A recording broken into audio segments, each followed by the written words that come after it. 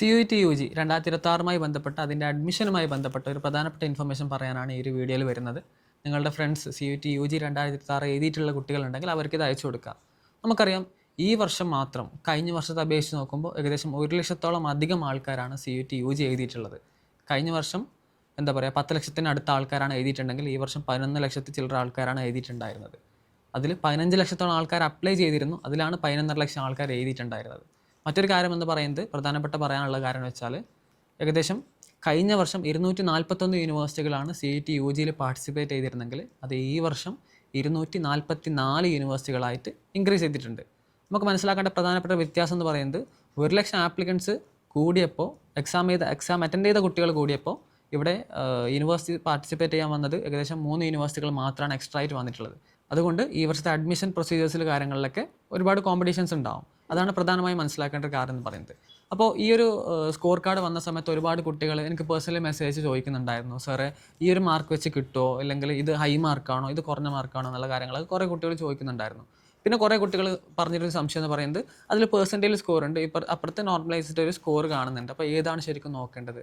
അപ്പോൾ ഇതിൽ ക്ലാരിഫൈ ചെയ്യാനുള്ളത് അതിൽ പെർസെൻറ്റേജ് സ്കോർ നോക്കേണ്ട കാര്യമില്ല.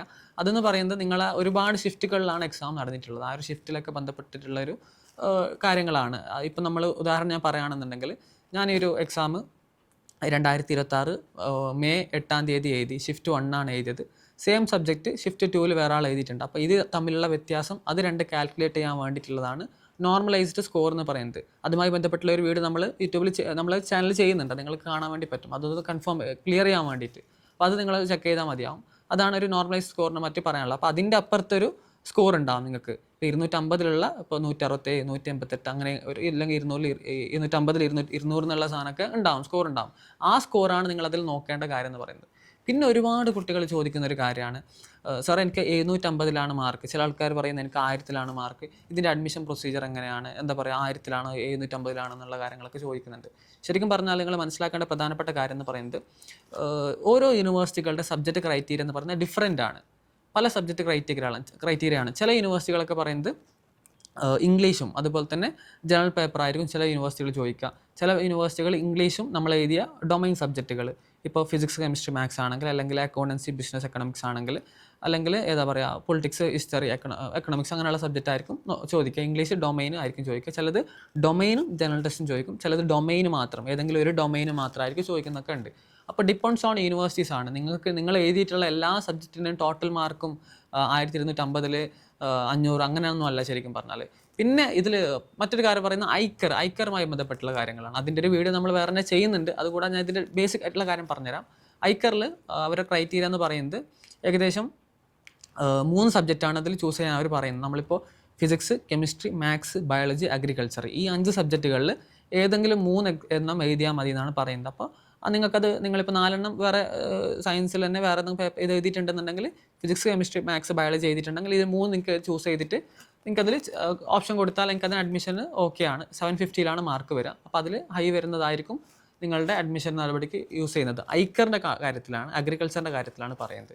ബാക്കിയുള്ള കോഴ്സുകളൊക്കെ ആണെന്നുണ്ടെങ്കിൽ ഞാൻ നേരത്തെ പറഞ്ഞ മാതിരി ഓരോ യൂണിവേഴ്സിറ്റിക്കും സ്പെസിഫിക് ആയിട്ടുള്ള സബ്ജക്റ്റ് ക്രൈറ്റീരിയ ഉണ്ട്. ആ ക്രൈറ്റീരിയക്ക് അനുസരിച്ചിട്ടാണ് അതിൻ്റെ കാര്യങ്ങളൊക്കെ ഇതാക്കുക. അപ്പോൾ ഞാൻ പറഞ്ഞു മാർക്കുമായി ബന്ധപ്പെട്ട് ഒരുപാട് കുട്ടികൾ മാർക്കിൻ്റെ കാര്യം പറഞ്ഞു. അപ്പോൾ പല മാർക്കാണ് പലർക്കുള്ളത്. നിങ്ങൾ അതുമായി ബന്ധപ്പെട്ട് ചെയ്യേണ്ട കാര്യം വെച്ചാൽ നിങ്ങളെ മാർക്കിനനുസരിച്ചുള്ള യൂണിവേഴ്സിറ്റികൾ മെയിൻലി നോക്കുക എന്നുള്ളതാണ്. ചില നല്ല മാർക്കുള്ള കുട്ടികളാണെന്നുണ്ടെങ്കിൽ നല്ല യൂണിവേഴ്സിറ്റികളിലേക്ക് അപ്ലൈ ചെയ്യുക. ചില ഇപ്പോൾ ഉദാഹരണം പറയുകയാണെന്നുണ്ടെങ്കിൽ JNU പോലെയുള്ള, ഹൈദരാബാദ് പോലെയുള്ള, DU പോലെയുള്ള, പിന്നെ പോണ്ടിച്ചേരി പോലെയുള്ള, BHU പോലെയുള്ള, പഞ്ചാബ് പോലെയുള്ള പ്രീമിയർ ആയിട്ടുള്ള ഇൻസ്റ്റിറ്റ്യൂട്ടുകൾ, അങ്ങനെയുള്ള ഇൻസ്റ്റിറ്റ്യൂട്ടുകളൊക്കെ അത്യാവശ്യം കട്ട് ഓഫ് കാര്യങ്ങൾ കൂടുതലായിരിക്കും. IFLU പോലുള്ള യൂണിവേഴ്സിറ്റികളിലൊക്കെ കട്ട് ഓഫ് കൂടുതലായിരിക്കും.